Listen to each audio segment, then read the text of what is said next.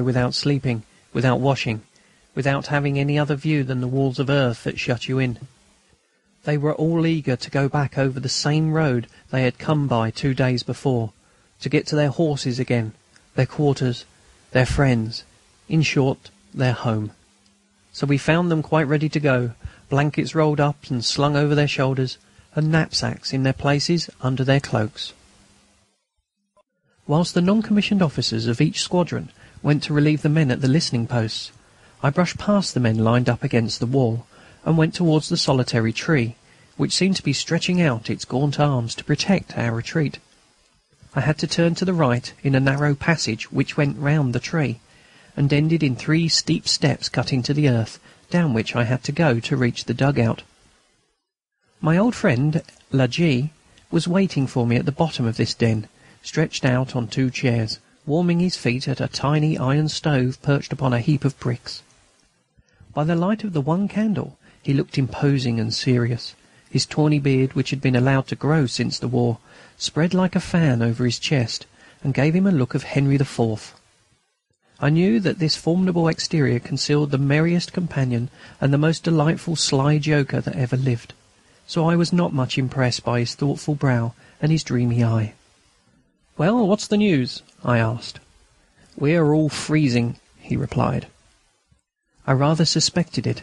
Besides this fact, which we had discovered before him, La G could only confirm what the infantry captain had told me shortly before. "You are going to have a most restful night, my dear fellow, and I advise you to have a Christmas manger arranged at the foot of the solitary tree, and at midnight to sing Christmas Awake in chorus. We know some hymns as well as the Germans." I had no lack of desire to put this proposal into action, but such pious customs as these would not perhaps have been quite in harmony with the tactical ideas of our commanding officer. Still, I promised La G I would do my best for the realization of his dream. "Good-bye and good luck," he said. "Good-bye," I replied. And he went away into the darkness. At the end of the little passage that led to the trench, I could see the men who had just relieved passing in a single file towards the communication trench by which we had come. Their dark forms defiled in closely and rapidly. Having completed their task, they were happy to be free to get back to their squadrons, and as they passed they cracked their jokes at the others who had to stay. These answered back, but not in the most amiable manner. Then, little by little, silence settled down upon the scene.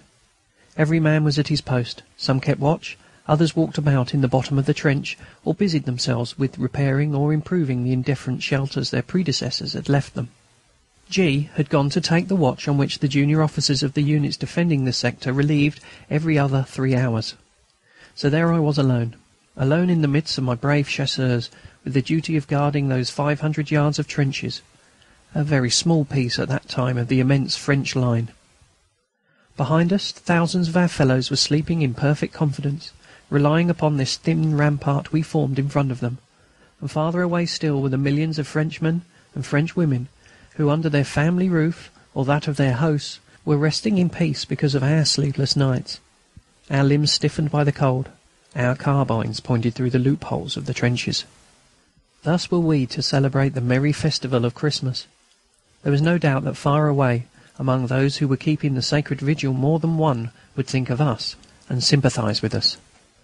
No doubt many a one among us would feel a touch of sadness that evening, thinking of his home. But none, not one, I felt sure, would wish to quit his post to get away from the front. Military honour, glorious legacy of our ancestors. Who could have foreseen that it would be implanted so naturally and so easily in the young souls of our soldiers? Within their youthful bodies the same hearts were already beating as those of the immortal veterans of the epic days of France. Men are fashioned by war. 10 o'clock came on Christmas Eve, to find that our day had passed in almost absolute calm. It had been a glorious winter day, a day of bright sunshine and pure, clear air. The Germans had hardly fired at all. A few cannon shots only had replied to our artillery, which let off its heavy guns every now and then upon their positions from the heights behind us. And then night came. B and I had just finished our frugal meal.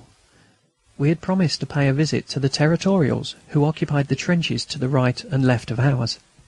Our chasseurs had been posted in that particular section, so that in case of an attack they might form a solid base for the Territorials to rely upon. They did not conceal their confidence in our men or their admiration for them, and their officers had no scruples in asking for our advice when difficult cases arose. In fact, that very afternoon the captain commanding the company to our right had come to my dug-out to arrange with me about the patrols that had to be sent that night in advance of the line. Wrapped in our cloaks, we came out of our warm retreat. The night was just like the previous one, starlit, bright and frosty, a true Christmas night for times of peace. In our trenches, one half of the men were awake in obedience to the orders. Carbines were loaded and placed in the loopholes, and the guns were trained upon the enemy. In front of us, at the end of the narrow passages which led to our listening posts, I knew that our sentries were alert with eye and ear, crouching in their holes in pairs. No one could approach that broad network of wire which protected us without being immediately perceived and shot. At the bottom of the trenches the men on watch were talking softly together and stamping on the ground to combat the intense cold. Those who were at rest, lying close together at the bottom of the little dug-outs they had made for themselves in the bank, were sleeping or trying to sleep. More than one of them had succeeded, for resounding snores could be heard behind the blankets, pieces of tent canvas and sacking, and all the various rags with which they ingeniously stuffed up the entrances to their rustic alcoves. One wondered how they could overcome the sufferings the cold must have caused them so far to be able to sleep calmly. The 5 months of war had hardened their bodies and accustomed them to face cold, heat, rain, dust or mud with impunity. In this hard school, better than in any other, men of iron are fashioned, who last out a whole campaign and are capable of the supreme effort when the hour comes. We arrived at the Territorials' trench. "Bonsoir, mon cher camarade." It was the second lieutenant, whom I met at the entrance. He was a man of 42, thin, pale and bearded. In the shadow his eyes shone strangely. Under the skirts of his greatcoat he had his hands buried in his trouser pockets.